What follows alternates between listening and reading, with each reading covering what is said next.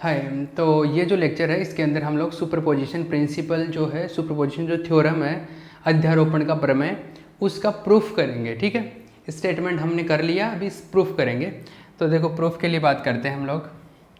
तो जैसे जो स्टेटमेंट था, इसका जो कथन था अध्यारोपण की प्रमेय का, उसमें ये बोला गया था कि अगर किसी सर्किट के अंदर एक से ज़्यादा ऊर्जा स्रोत हो, अगर more than one energy source होता है, तो किसी भी एलिमेंट में, किसी भी अवयव में जो धारा का मान होगा, जो करंट का वैल्यू होगा, वो सब जो एलिमेंट है उनकी वजह से जो करंट आएगा उनका बीजगणितीय योग होगा, उनका एलजेब्रिक सम होगा। ठीक है, ये स्टेटमेंट था। तो मैं जैसे एक एग्जांपल ले लेता हूं, प्रूफ कर रहा हूं मैं। ठीक है, तो जैसे एक एग्जांपल ले लेता हूँ कोई भी, उसके अंदर मैं एक से ज़्यादा बैटरी कंसिडर कर लेता हूँ, एक से ज़्यादा बैटरी मान लेता हूँ।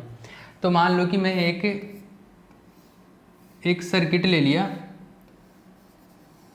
एक परिपथ बना लिया, एक बैटरी तो ये लगी हुई है, इसका विद्युत वाहक बल या वोल्टेज जो है ईएमएफ है वो E1 है। ये जो प्रतिबाधा है, वैसे तो मैंने प्रतिरोध के जैसे दिखाया है, इसको रेसिस्टेंस के जैसे शो किया, लेकिन हम इनको क्या बोलेंगे, इम्पीडेंस बोलेंगे, प्रतिबाधा बोलेंगे। तो जैसे ये क्या है, Z1 है मान लो, इधर एक और मैंने लगा दिया, इधर ये मान लो Z2 है, दिस इज Z3। ये एक बैटरी यहाँ पे और लगा दिया है, ये E2 है। तो एक से ज़्यादा ऊर्जा स्रोत हो गई ना, एक से ज़्यादा बैटरी हो गया ये, है ना। अब एक से ज़्यादा बैटरी हो गया तो मैं इसके लिए सुपरपोजिशन प्रिंसिपल का प्रूफ करूँगा यहाँ पर। अब देखो मान लो कि ये एक सर्किट हो गया, इसके अंदर एक से ज़्यादा बैटरी है, और ये लूप 1 हो गया और ये लूप 2 हो गया मान लो। ठीक है, क्लियर है। अब इधर से जो करंट जा रहा है, मान लो ये करंट है I1, यहाँ से करंट निकला बड़ी बैटरी से, ये करंट मैंने मान लिया कि I1 है। मैं इस बैटरी से भी मान सकता था, लेकिन जब मैंने KVL बताया था तब मैंने आपको अच्छे से बताया था कि आप इस बैटरी से मान लो या उस बैटरी से मान लो, किसी एक बैटरी को फोकस करते हुए उसके हिसाब से करंट शो कर लो। तो मैं इस बैटरी के हिसाब से करंट की डायरेक्शन फिक्स कर रहा हूँ, इसकी बड़ी प्लेट है पॉजिटिव, इससे करंट बाहर निकला I1, इधर से करंट आया I1, इधर से I1 चल रहा है। अब इधर जाएगा कुछ पार्ट, तो कुछ पार्ट इधर जाएगा। अब इधर चला गया मान लो I2 करंट चला गया, तो बाकी बचा I1 में से I2 इधर चला गया, बाकी जो बचा I1 माइनस I2 वो इधर चला गया। ऐसा है, अरे ठीक है। ये जो बैटरी है ये प्लस माइनस। अब जो सुपरपोजिशन थ्योरम है, अध्यारोपण का प्रमेय है, वो क्या बोलता है, उसके अकॉर्डिंग टू सुपरपोजिशन थ्योरम, अगर जैसे मान लो मुझे इसके अंदर ये जो इंपीडेंस लगा हुआ है Z2, इसके अंदर करंट कितना है, यहाँ के हिसाब से करंट है I2। ठीक है, यहाँ के हिसाब से करंट अभी कितना I2 नॉर्मली, तो ये करंट I2 है। अब अध्यारोपण प्रमेय ये बोलता है कि ऐसे आप अगर कैलकुलेट कर रहे हो, इसमें करंट कितना आ रहा है, I2 आ रहा है। अगर मैं इन दोनों बैटरी की वजह से करंट टोटल चेक करना चाहूं तो एक बैटरी को पहले हटा दो, एक बैटरी की वजह से कैलकुलेट कर लो, फिर इस बैटरी को हटा दो, दूसरी बैटरी की वजह से कैलकुलेट कर लो। जो टोटल सम करंट आएगा, जो टोटल एल्जेब्रिक सम होगा, बीजगणितीय योग होगा दोनों बैटरी की वजह से अलग अलग कैलकुलेट करने पर, वो करंट इसके अंदर उतना ही आएगा जो पहले अभी जितना आ रहा है ना वो। ठीक है, तो मैं काम करता हूं, इसमें कैसे प्रूव करेंगे। सबसे पहले तो इसको किरचॉफ लॉ लगा के हम लोग सोल्व करेंगे, I2 का वैल्यू निकाल लूंगा मैं। किसी भी अवयव में करंट निकाल सकते हो, इसमें निकाल लो, इसमें निकाल लो, इसमें किसी भी अवयव के अंदर करंट निकाल लो, पहले नॉर्मल KVL वाले तरीके से, किरचॉफ का वोल्टेज लॉ ना उसके हिसाब से। तो मैं KVL लगा रहा हूं, देखो applying KVL in loop 1, loop 1 में मैं KVL लगा रहा हूँ। किरचॉफ का जो वोल्टेज लॉ है, वोल्टेज नियम जो इसके अंदर, अब मैंने किरचॉफ नियम लगाने का तरीका बताया था, KVL लगाने का एक मेथड बताया था, किसी को याद नहीं है फिर से रिपीट कर रहा हूँ। इधर से करंट जाएगा इस रेसिस्टेंस में, पहले सबसे पहले क्या होता है, हमारे को चिन्ह बना लेने होते हैं, साइन बनाने होते हैं। तो इधर से करंट इसके अंदर एंटर कर रहा है तो इधर प्लस बना दो, इससे बाहर निकल रहा है आउट गोइंग, इससे माइनस कर दो। इधर से एंटर कर रहा है प्लस लिख दो, यहाँ से बाहर निकल रहा है इसको माइनस कर दो। ठीक है, इसमें करंट अंदर जा रहा है, इसको प्लस कर दो, इससे बाहर निकल रहा है इसको माइनस कर दो। क्लियर है। अब देखो इस लूप के अंदर KVL लगा रहा हूं, तो इस लूप का टोटल वोल्टेज काउंट कर लो, फिर इसमें लगाओ तो इसका काउंट कर लो और बराबर 0 के बराबर करना होता है। तो देखो इस लूप में, लूप 1 में यहाँ से स्टार्ट होगा, यहाँ पर कितना वोल्टेज है, यहाँ का करंट इंटू Z1, यही होता है ना, करंट इंटू रेसिस्टेंस। तो रेसिस्टेंस की जगह क्या है, इम्पीडेंस है, प्रतिरोध की जगह क्या है, प्रतिबाधा है। तो धारा गुणा प्रतिबाधा, तो यहाँ पर वोल्टेज के बराबर आ जाएगा। तो कितना, I1 धारा और Z1 प्रतिबाधा है। और ये पॉजिटिव आएगा नेगेटिव, अगर पॉजिटिव से एंटर करो तो पॉजिटिव आएगा, पॉजिटिव से एंटर करें तो पॉजिटिव आ गया। फिर आगे इस लूप में नीचे आऊंगा, पॉजिटिव से एंटर कर रहा हूं तो पॉजिटिव, इसका यहाँ पे वोल्टेज कितना होगा, यहाँ पे जो धारा है करंट है इंटू इंपीडेंस, करंट कितना है यहाँ पे करंट है I1 माइनस I2, तो करंट है I1 माइनस I2 और इंपीडेंस कितना है Z3 इक्वल्स टू 0। क्लियर है। अब इसको सॉल्व कर लो, I1 वाले को एक जगह रख लो, Z1 प्लस Z3 माइनस ये क्या आ रहा है, minus I2 Z3 equals to 0। Oh sorry, अभी ये कंप्लीट नहीं हुआ, ये गड़बड़ कर दिया हमने, रुको एक बार, एक सेकेंड मिस्टेक हो गया। हमने यहाँ तक काउंट कर लिया, अभी आगे लूप कंप्लीट नहीं हुआ था, ये काउंट कर लिया वोल्टेज, ये वोल्टेज काउंट कर लिया, आगे आए इसमें ऊपर की तरफ जाएंगे, तो ये नेगेटिव से एंटर कर रहा हूँ, नेगेटिव, कितना वोल्टेज इसका E1 इक्वल्स टू 0, अभी कंप्लीट हुआ है। ठीक है, पूरा लूप का काउंट करना होता है, ये रह गया था। अभी देखो I1 को एक जगह कर लो, इसमें भी I1 है, तो ये आ जाएगा Z1 इसमें से, तो और इसमें से आएगा Z3 I1। ठीक है, आगे इसमें देखो, आगे ये I2 मल्टीप्लाई होगा तो Z3 I2 और ये E1 को उधर भेज देता हूँ, ये E1 इक्वल्स नंबर 1। ठीक है, ये इक्वेशन नंबर 1 आ गया।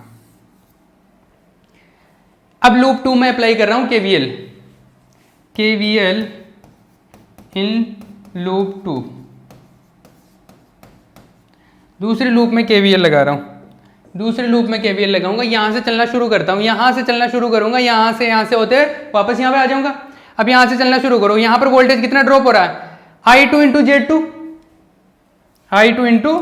Z2, तो I2 इंटू Z2, और पॉजिटिव से एंटर कर रहा हूँ तो पॉजिटिव आएगा। फिर आगे इधर आ रहा हूँ, इधर प्लस से एंटर कर रहा हूँ, प्लस E2, बैटरी का वोल्टेज E2 है, तो प्लस E2, यहां से नीचे से ऊपर एंटर, यहां से आऊंगा, इधर से जा रहा हूं, अब इधर से जाऊंगा तो माइनस से एंटर करूंगा तो माइनस, कितना वोल्टेज ड्रॉप होगा, यहाँ का करंट इंटू इंपीडेंस, अरे धारा गुणा प्रतिबाधा, तो धारा कितनी है I1 minus I2 multiply Z3 equals to 0। ठीक है, इसको शॉर्ट आउट कर लो। इसमें देखो I1 का ये एक एलिमेंट है, इसमें आएगा Z3 मल्टीप्लाई होगा तो Z3 I1। ठीक है, I2 का एक तो ये रहा, Z2 का एक I2 के साथ में ये मल्टीप्लाई होगा तो माइनस माइनस प्लस Z3 हो जाएगा, तो एक तो ये आ जाएगा Z2 प्लस Z3 I2, और जो ये E2 है उसको उधर भेज देता हूँ, तो ये आएगा E2 और माइनस में आएगा इक्वेशन नंबर 2। दो इक्वेशन आ गए। अब दोनों इक्वेशन से मुझे क्या करना है, मुझे I1 I2 का वैल्यू कैलकुलेट करना है। एक्चुअल में तो मुझे इस एलिमेंट में करंट चेक करना है, जो Z2 है उसमें I2 चेक करना है, मतलब मुझे I2 निकालना है। ये I2 मिल गया इस तरीके से, फिर मैं सुपरपोजिशन का जो प्रिंसिपल मेथड है उसके हिसाब से मैं क्या करूंगा, I2 का वैल्यू निकालूंगा। दोनों से बराबर आ गया मतलब प्रूफ हो गया। ठीक है, तो पहले मैं KVL लगा रहा हूं, तो I2 निकाल लेते हैं। अब दो इक्वेशन है और दो ही क्या है, चरराशियां, दो अननोन है I1 और I2, और दो इक्वेशन है, तो दोनों से सिंप्लीफाई करके हम लोग क्या कर सकते हैं, I2 का वैल्यू कैलकुलेट कर सकता हूँ ना। मतलब जैसे I1 का वैल्यू यहाँ से उठा के इसमें पुट कर दो, एक तरीका तो ऐसा होता है। एक दूसरा तरीका भी पढ़ा था हमने, मैट्रिक्स मेथड। अरे इसको दो इक्वेशन है और दो अननोन है, दो चर राशियां और दो समीकरण है, इनको सिंपली आसानी से तरीके से सोल्व कर सकते हैं। कैसे? एक तरीका तो ऐसा है कि जैसे I2 निकालना है तो I1 का वैल्यू इस समीकरण से उठा के इस समीकरण में रख दो, तो इस इक्वेशन से वैल्यू इसमें पुट कर देंगे तो I2 मिल जाएगा अपने को। एक दूसरा तरीका मैंने क्रेमर का नियम बताया था, क्रेमर का रूल, मैट्रिक्स वाला, तो वो मैट्रिक्स वाला रूल लगा रहा हूँ। आप चाहे तो वो दूसरा भी कर सकते हो, मैं मैट्रिक्स वाला रूल लगाऊंगा। देखो मैट्रिक्स से करते हैं तो इसमें देखो एक तो ये जेड जेड जेड, इसमें भी जेड जेड, तो प्रतिबाधा मैट्रिक्स बनेगी, एक धारा मैट्रिक्स बनेगी और एक क्या बनेगा, वोल्टेज मैट्रिक्स बनेगा। ऐसे होता है, तो वैसे हम वैसे करते हैं। तो देखो इससे एक तो ये जेड जेड वाली मैट्रिक्स बनेगी, जेड जेड वाली, तो इसमें जेड है पहला, ये I1 के साथ में क्या है Z1 प्लस Z3, इसका दूसरा एलिमेंट माइनस Z3, इसका एलिमेंट माइनस Z3, इसका ये दूसरा एलिमेंट Z2 प्लस Z3। अरे KVL का एनालिसिस याद करो, जो किरचॉफ लॉ का जो वोल्टा नियम का जो विश्लेषण पढ़ा था ना, उसमें ये सब कुछ किया था। फिर यहाँ पर क्या आएगा, यहाँ पर I1 I2 वेरिएबल, इसमें भी I1 I2 है, तो यहाँ पे आ जाएगा I1 I2 बराबर बराबर में इधर है E1 और इधर है माइनस E2, तो इक्वल में आ जाएगा E1 माइनस E2। मे भी आपने 12th क्लास में भी जब मैथमेटिक्स में मैट्रिक्स पढ़े हो तो इस टाइप की चीज़ें पढ़ी होगी कि दो इक्वेशन को हम मैट्रिक्स मेथड से भी सोल्व कर लेते हैं। मैं अभी ऐसे सोल्व कर रहा हूँ, ठीक है। अब मुझे I2 चाहिए, क्या चाहिए I2, और आपको क्रेमर का नियम पता हो तो वहाँ पर एक तरीका सीखा था मैंने, जैसे I1 निकालना है या I2 निकालना है तो क्या करते थे, मुझे I2 चाहिए ना, वहाँ पर ऐसे लिखा था मैंने कि अगर आपको I1 चाहिए तो आप ऐसे निकालो डेल्टा 1 अपॉन डेल्टा Z, ऐसे किया था। अगर I2 चाहिए होता है तो आपको क्या करना है, डेल्टा 2 अपॉन डेल्टा Z, ऐसा किया था। डेल्टा Z और डेल्टा 1 डेल्टा 2 ये चीज़ें क्या है ये भी बताई थी मैंने, जो भूल गए वो कोई दिक्कत नहीं है, मैं बता देता हूँ। जैसे I2 निकालना है तो आपको लिखना पड़ेगा डेल्टा 2 अपॉन डेल्टा Z।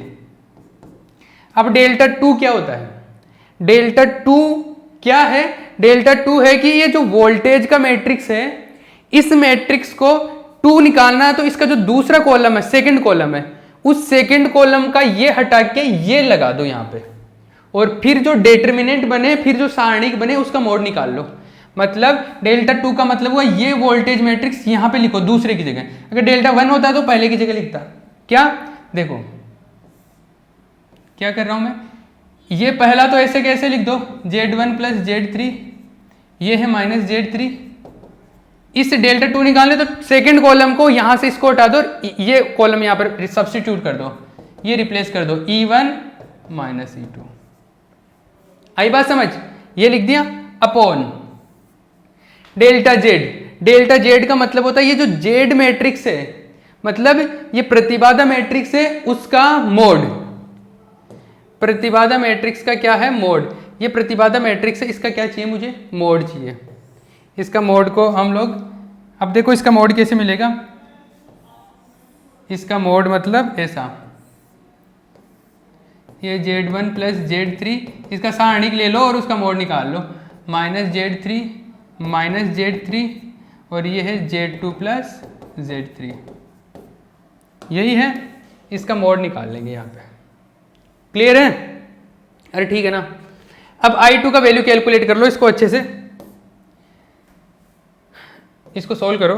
इसको अगर मैं सोल्व करता हूँ यहाँ पे देखो, अगर सोल्व करूँगा ये मल्टीप्लाई होगा यहाँ पे, ये आएगा E2, ये मल्टीप्लाई होगा Z1 plus Z3, Z1 plus Z3 multiply होगा, इधर minus minus plus E1 Z3 upon ये डेल्टा Z आएगा, क्योंकि डेल्टा Z जो भी है ये है क्या है, इसको इससे मल्टीप्लाई करूँगा तो ये आएगा Z1 plus Z3 multiply Z2 plus Z3 multiply ये माइनस माइनस प्लस और एक और माइनस आएगा तो minus Z3 square, minus Z3 square. Clear है, तो ये चीज़ यहाँ पे आ गई। अब उसको मैं और सोल्व कर सकता हूँ, और अगर इसको सोल्व करते हैं तो क्या आता है देखो, I2 निकाल रहे हैं ना, I2 क्या आएगा फाइनली, ऊपर तो जैसा है वैसा मैं रख देता हूँ, पहले E1 वाला टर्म पहले लिख लेता हूँ, E1 Z3 और जो है वो आया minus E2 Z1 plus Z3, वो पॉजिटिव टर्म पहले लिख लिया मैंने। अब ये देखो नीचे जो टर्म है इसमें Z1 Z2, दूसरा term Z1 Z3 plus Z1 Z3, फिर इसको इससे Z2 प्लस Z2 Z3, फिर Z3 का स्क्वायर होगा तो वो जो Z3 का स्क्वायर है वो माइनस Z3 से स्क्वायर से कैंसिल आउट हो जाएगा, वो कैंसिल आउट हो तो इतना बच जाएगा। ये किसका वैल्यू मिला? ये मुझे वैल्यू मिला करंट का, धारा का मान मिला। कैसे? किरचॉफ का वोल्टेज नियम लगाया मैंने, केवीएल अप्लाई किया और एक से ज्यादा बैटरी वाला जो सर्किट था जिसमें 2 बैटरी अप्लाइड था, मतलब 2 एनर्जी सोर्स थे, उसमें मैंने करंट का वैल्यू ज्ञात किया, करंट का वैल्यू मेजर किया एक पर्टिकुलर एलिमेंट में, एक अवयव में मैंने धारा का मान निकाल लिया और वो ये आया। तो मैंने इस सर्किट के अंदर करंट का वैल्यू निकाला, इस सर्किट के अंदर यहां पर इस एलिमेंट में Z2 और Z2 का मान आया वो। अब सुपरपोजिशन प्रिंसिपल जो है वो क्या बोलता है? अध्यारोपण का सिद्धांत ये बोलता है कि आपने इस तरीके से दोनों बैटरी को लगा के यहाँ पे जो करंट का वैल्यू निकाला है, वो करंट एक्चुअल में कितना होता है वो ऐसे भी निकाल सकते हो आप कि एक बैटरी को लगाओ, एक बैटरी को हटा दो और एक बैटरी की वजह से यहाँ पे करंट निकाल लो, फिर इस बैटरी को हटा दो और दूसरी बैटरी को लगा दो, फिर इसकी वजह से करंट निकाल लो। दोनों करंट आएंगे, उनका रिजल्टेंट ले लो, उनका परिणामी निकाल लो, वो जो परिणामी करंट आएगा वो इस करंट के बराबर आएगा। ये अध्यारोपण का प्रमेय बोलता है, सुपरपोजिशन थ्योरम ये बोलता है। आई बात समझ में कि अलग अलग जो बैटरी है उनकी वजह से जो धारा प्रवाहित होती है, उनके अध्यारोपण से जो उनके बीजगणितीय योग से जो धारा मिलती है उसके बराबर ही होता है धारा का मान। आई बात समझ? ये है। तो अब मैं अध्यारोपण का प्रमेय लगाऊंगा। ये तो केवीएल से हो गया था, अब सुपरपोजिशन प्रिंसिपल से। ठीक है, तो सुपरपोजिशन प्रिंसिपल से क्या करूंगा? पहले एक बैटरी हटा दूंगा, इसकी वजह से करंट निकालूंगा, फिर ये हटा दूंगा, फिर इसकी वजह से करंट निकालूंगा, दोनों को जोड़ दूंगा, ये आना चाहिए। ठीक है, अब देखो फटाफट कितना टाइम बचा है? 13 मिनट बचे हैं अपने पास में। इसको करते हैं अभी फटाफट। तो इसको तो मैं यहीं रहने देता हूँ, नेक्स्ट स्लाइड में मैं बात करता हूँ। तो देखो नाउ अब अध्यारोपण सिद्धांत से, अध्यारोपण प्रमेय से, नाउ बाय सुपरपोजिशन थ्योरम। ठीक है, सुपरपोजिशन थ्योरम से क्या करेंगे? पहले E1 बैटरी के लिए, E1 बैटरी की वजह से, तो E1 ऊर्जा स्रोत के कारण धारा, current due to E1 energy source. तो पहले E1 बैटरी की वजह से, तो इसका मतलब है कि मैं E2 बैटरी को हटा देता हूं। तो अपना जो सर्किट था वो ऐसा था,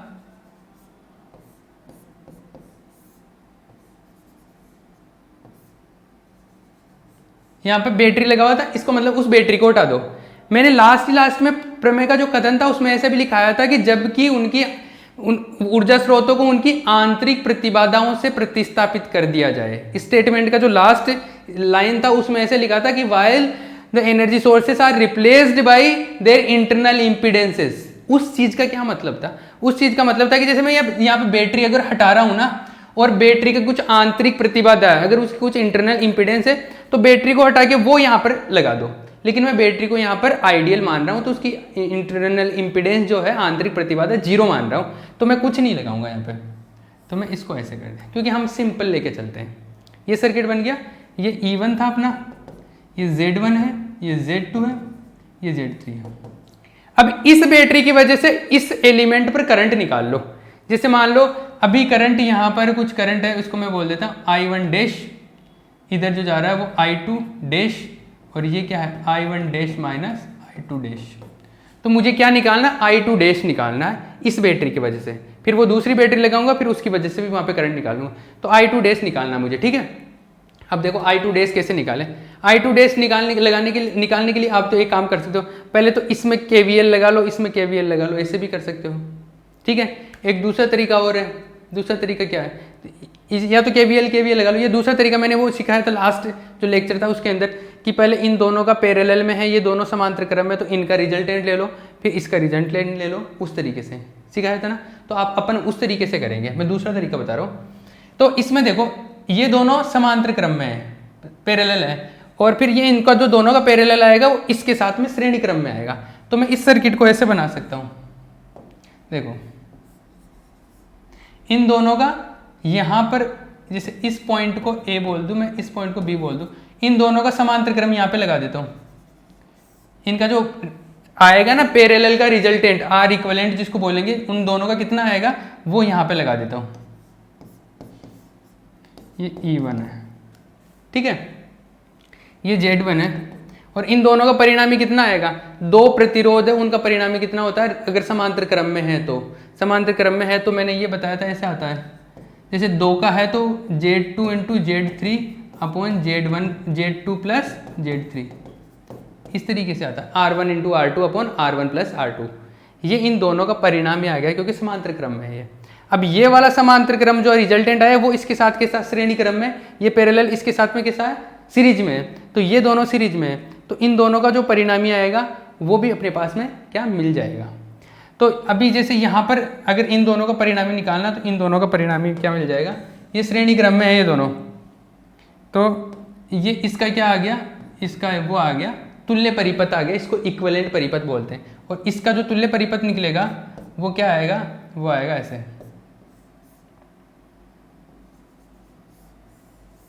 इन सब का तुल्य परिपथ जो आएगा वो Z1, ये और ये श्रेणी में है, मतलब ये इसका वैल्यू क्या आएगा, ये प्लस ये, तो इसका वैल्यू क्या है Z1 प्लस ये जो पूरा है Z2 Z3 upon Z2 plus Z3, ये आ गया।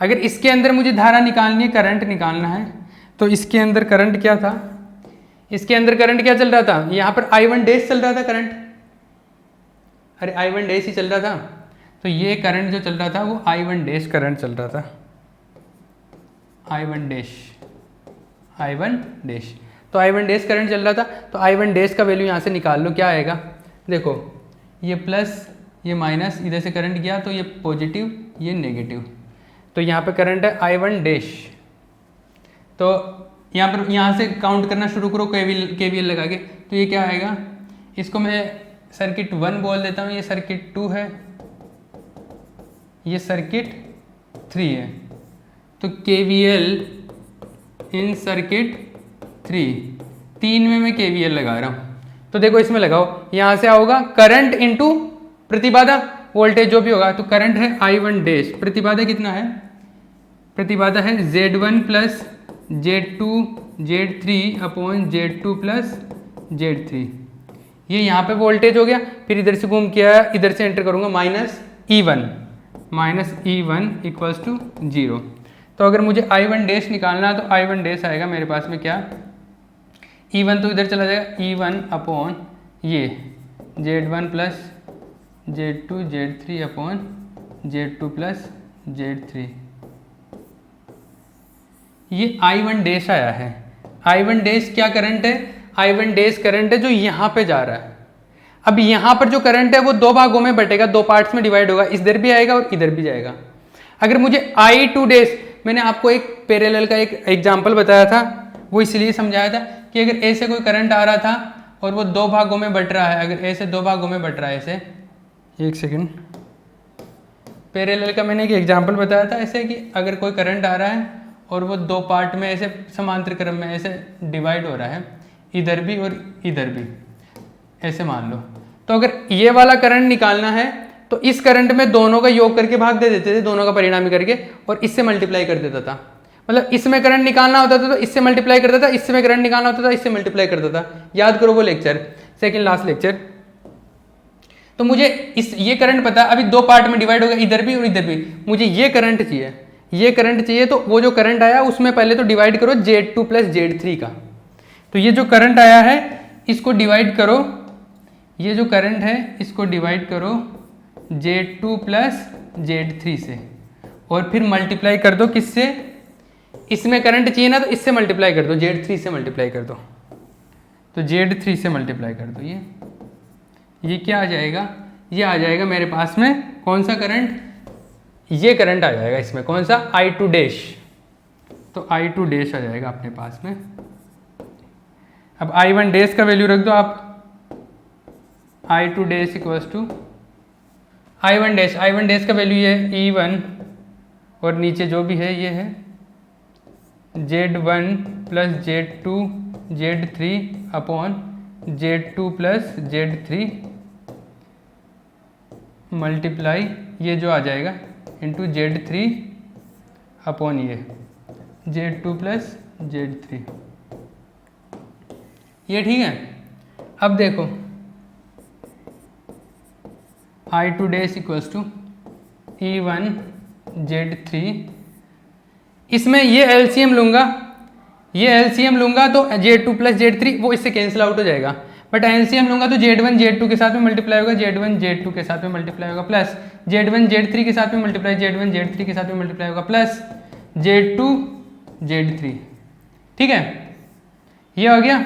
और जो ये मल्टीप्लाई होगा ये कैंसिल आउट हो जाएगा। ये मेरे पास में क्या आ गया, I2 डैश आ गया। I2 डैश का मतलब है ये जो बैटरी लगाई थी इस बैटरी की वजह से करंट आ गया मेरे पास में। कहां पर करंट आया मेरे पास करंट आ गया ये यहां पर इस एलिमेंट में Z2 में, इस बैटरी की वजह से। अब मैं ये बैटरी लगाऊंगा, इसको हटाऊंगा, इसकी वजह से यहां पे करंट निकालूंगा, फिर दोनों का क्या करूंगा, सम ले लूंगा, बीजगणितीय योग कर दूंगा, ठीक है। तो दोनों का बीजगणितीय योग करना है मुझे। तो अब देखो E1 बैटरी की वजह से तो हो गया, मैं E2 की वजह से कर रहा हूं, E2 के कारण। तो E2 ऊर्जा स्रोत के कारण, ऊर्जा स्रोत के कारण, इसको इक्वेशन नंबर ए लिख देता हूं, ऊर्जा स्रोत के कारण Z2 में धारा ही निकाल लेता हूं, करंट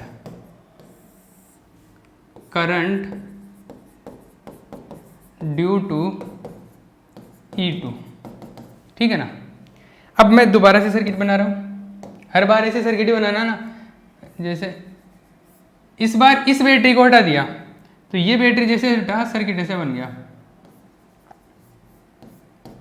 मैं बोल रहा हूं अगर ये जो बैटरी है आइडियल नहीं है, अगर आदर्श नहीं है, तो इसकी जगह बैटरी की जगह उनकी आंतरिक प्रतिबाधाएं लगानी होती है, उनका इंटरनल इंपीडेंस लगाना होता है। बट यहाँ पर तो हम आदर्श मान रहे हैं तो इसको हटा ही देते हैं, ठीक है।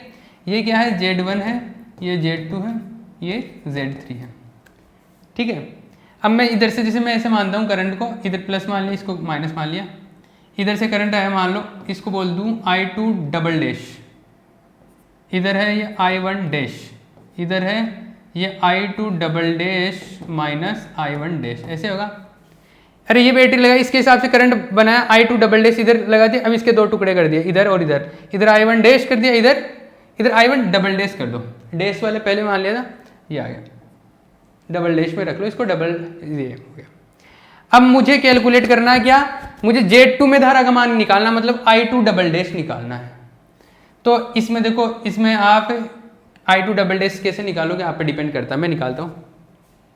ये दोनों कैसे हैं, अरे ये दोनों समांतर क्रम में है, इन दोनों का जो पैरेलल होगा वो कॉम्बिनेशन इसके साथ सीरीज में होगा, जैसे पहले सर्किट बनाया था वैसे ही।